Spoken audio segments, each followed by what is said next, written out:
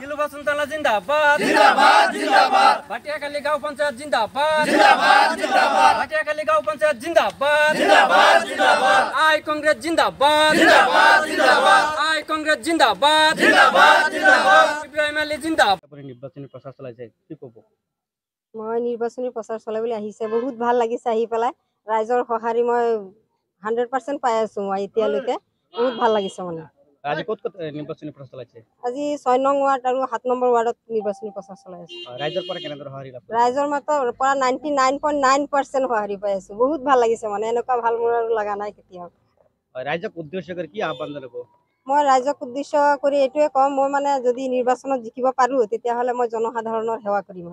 হয়, ভাটিয়াখালী গাঁও পঞ্চায়তত ধৰক বিভিন্ন ধৰণৰ ৰাস্তা ঘাট জৰাজীৰ্ণ অৱস্থা হৈছে। যেহেতু বিজয়ী সাব্যস্ত হয়, তেতিয়াহ'লে প্ৰথমে কি আপুনি কি কামটো কৰিব? মই বিজয়ী সাব্যস্ত হোৱাৰ লগে লগে মোৰ প্ৰথম লক্ষ্য হৈছে মই ভাটিয়াখালী গাঁও পঞ্চায়তৰ যাতায়াত ব্যৱস্থা উন্নত কৰিম, শিক্ষা ব্যৱস্থা উন্নত কৰিম আৰু আপোনাৰ পৰিষ্কাৰ পৰিচ্ছন্ন পৰিৱেশ এটা গঢ়ি তুলিবলৈ চেষ্টা কৰিম। মানে সেয়াই আৰু শিক্ষাগত অৰ্হতা কিমান?